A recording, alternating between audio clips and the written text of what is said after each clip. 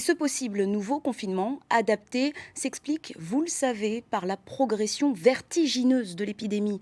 En Normandie, le nombre d'hospitalisations liées à la Covid-19 dépasse désormais le pic observé lors de la première vague.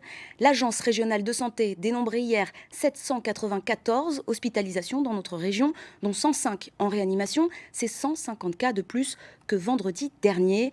Des chiffres particulièrement inquiétants en Seine-Maritime, notamment dans la métropole rouennaise. Le CHU de Rouen tente d'ailleurs de faire face à cet afflux. Il pousse les murs et met en place depuis 5 jours un service de réanimation éphémère. Viviane Dofouedos et Jérôme Beg. Avec un scope, un respirateur artificiel et des seringues autopousseuses. Vous avez désormais une chambre capable d'accueillir des patients en réanimation. En 72 heures, 10 lits standards comme celui-ci sont devenus opérationnels. C'est les infirmières qui ont monté ces chambres parce que c'est elles qui vont les utiliser et ça leur permet après de travailler en sécurité auprès du patient. Et ça nous demande beaucoup d'énergie et de moyens humains pour pouvoir investir ces chambres. Donc il faut qu'on trouve la grosse réserve, mais voilà, il faut la trouver. Camille et Nicolas sont en pleine recherche de tampons alcoolisés. L'ancien service de chirurgie plastique et orthopédique devient un service de réanimation éphémère.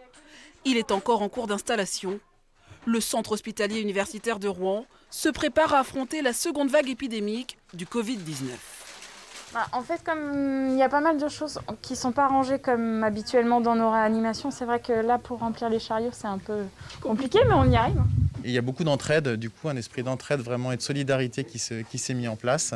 Donc tous les soignants qui n'étaient pas experts en réanimation ont pu être formés une semaine sous forme de module de formation théorique de 2 jours. Et après ils sont tous venus 3 jours en immersion dans les autres secteurs de réanimation pour se préparer à leur prise de poste ici. Pour le moment, le service temporaire peut accueillir 10 patients. À partir de la semaine prochaine, ce sera 15, puis à terme 20. Avec les autres services de réanimation adulte, au final, la capacité totale sera de 100 lits. Le service provisoire répond à toutes les normes imposées pour accueillir des malades en réanimation.